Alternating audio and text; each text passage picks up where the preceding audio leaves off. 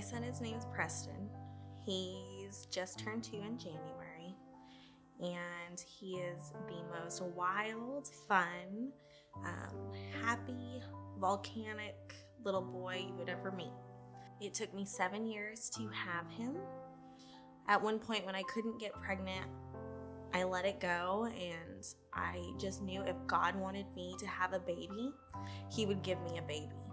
And eventually when I let that go, that actually happened for me. So as any new mom, we prepared and we're so excited and got all his wardrobe and his crib and everything was just ready for him.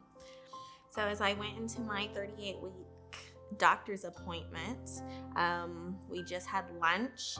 We went in to get a checkup, and she told me, she's like, "You're gonna have this baby today." And I was not ready to have that baby. I still had a few things to do at home before he arrived, but I was still happy. I was excited. I was having this miracle baby that God gave me, and we were gonna do this thing. Preston grew and was this wild little guy that he still is, and he's been a blessing since day one. We finally moved to Texas to be closer to his grandparents, and I enrolled him in a Mother's Day Out program. He loved it. He was doing great. And then one day after he went to the Mother's Day program, I picked him up from school, and we were gonna go to the park, but he didn't want to go to the park that day. He didn't even want to get out of the car. So I decided to go home. We decided to go on a 4-wheeler ride. We did this every day, sometimes 4 or 5 times a day. This was not a new thing for us. It was an everyday activity. When I got on the 4-wheeler with Preston, I had just pulled it out into the driveway. I set him on there, and I was sitting behind him, and I was adjusting him. I had just put the 4-wheeler in drive. I had only one hand on the handlebars, and I was fixing his leg with my other hand. And when that happened, he decided to grab the gas and hold it down. And so when that happened, I fell off the back onto the pavement, and Preston rode the 4-wheeler probably about 100 meters. I seen him almost flip the 4-wheeler. At this point, I'm getting up off the ground and running after him. By the grace of God, that 4-wheeler came back down on all 4 tires, but then continued and hit a tree, where Preston hit the tree completely with his head. And I watch him. He's now facing me, and I can see his face. And he then hits the ground, and he's at the base of the tree. So as I'm running to him and I see him, he's moaning. And I knew we were in major trouble. I scoop him up off the ground without thinking, and I run back to where my phone was on the ground, which was up by the house. I call 911 immediately. Preston is still moaning. He is crying. He's not opening his eyes. As I'm on the phone with the dispatcher and I'm telling her what happened, they're making sure that Preston's breathing, and he is. He never stopped breathing. Thankfully, there was a police officer not too far from us. It took him about 3 minutes to get to where we were. Hearing his sirens come down my parents' driveway was just relief for me. I knew that someone was going to help me more than I could do.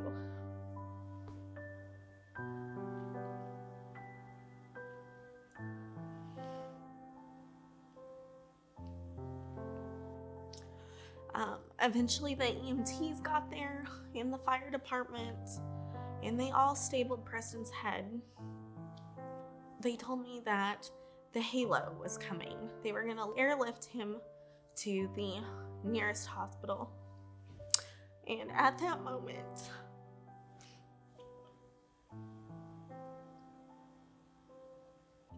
I knew we were in serious trouble. I was in shock that they were airlifting us, and my panic really started to set in. So we're in the ambulance. They take us to the highway, and here comes the helicopter. They load him in the helicopter, and they tell me if I can stay calm, then I can go with him. So of course that's what I want to do. That helicopter ride was the longest ride of my life. Once we arrived at the hospital, they rushed us into the emergency room. I remember one of the nurses talking to me and explaining things that were going on. And then they rushed me out of the room. Everything's just more of a blur. I don't remember where we went from there. They told me they did a necessary surgery without our permission at first. So 24 hours after being at the hospital and watching Preston's swelling increase, it seemed like within seconds things were changing, from vital signs to his pressure in his head, to doing 5 CT scans in one night.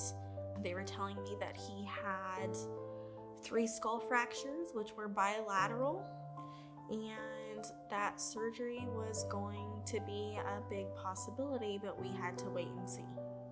Then his neurosurgeon came in and told us that it looked like we were okay. We weren't going to have to do surgery. I think it was about 2 hours later. It seemed like it was minutes. But then she came back in and told us that they were going to do surgery. I sat in the waiting room, and I met another family there. And their little girl had been in surgery for 17 hours. A heart surgery.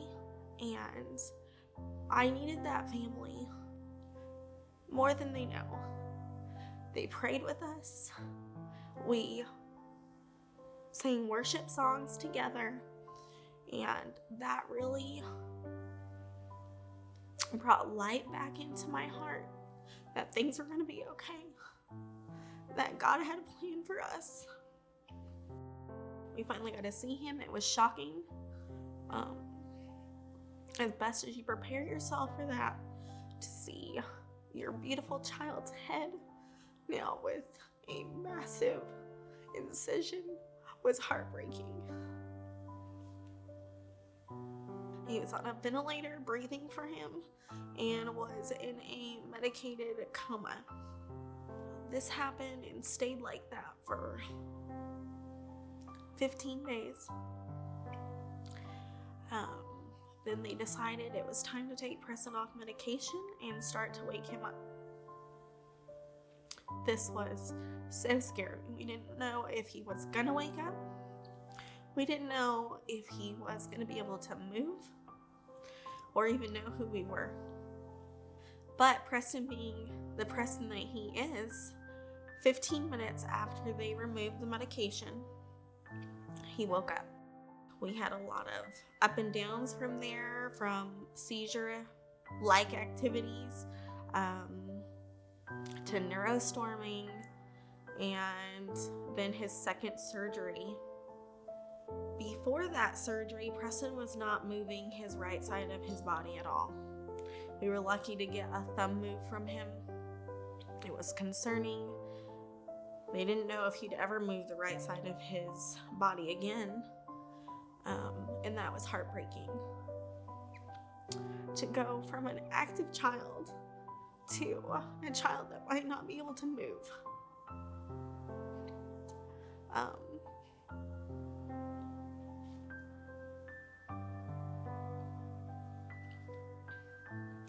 But as soon as Preston's skull was put back on, the day of the surgery, Preston could move his right side of his body with no problem. I was prepared to take home a baby that couldn't sit up or hold his head up. And I was prepared to buy bibs again because he constantly drooled. All I knew is I just wanted to take him home. I had came across a story about PWC Chiropractic and the miracles that they were doing here in Illinois. And I knew with reading this story that I needed to go there immediately with Preston. He needed to be treated by this team of chiropractors. I knew that wholeheartedly. I knew God was leading us there. So much that I had the rehab facility we were at discharge us as soon as possible. And we got Preston on the next flight, and we were able to meet this amazing team that made us feel right at home and gave us hope for our son to not just advance to what he was at already, but so much further.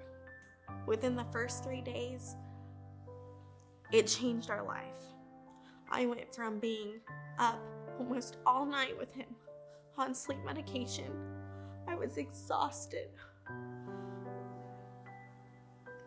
Those first 3 nights, he slept all night for the first time in his whole life. Now I can say for the last 2 weeks that he has slept almost all night, every night.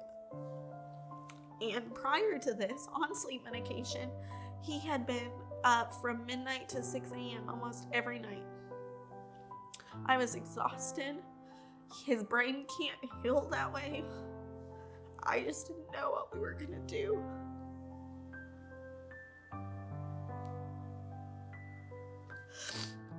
In those first 3 days, Preston started eating and drinking without me having to make him take every bite and every drink. And that in itself was a miracle for us and life-changing. It gave us hope again, a taste of normalcy. And I can't express to anybody enough that they need to be adjusted. They need to meet this team of chiropractors and have hope again. This team has changed my perspective on medical treatments. And unfortunately, medical staff and doctors don't tell you that. No one told me in the hospital that Preston's shoulders were not even, that we should get adjusted. But he needed that, and it changed everything for us. I'm Mercedes Simpson, and we will make it through this storm.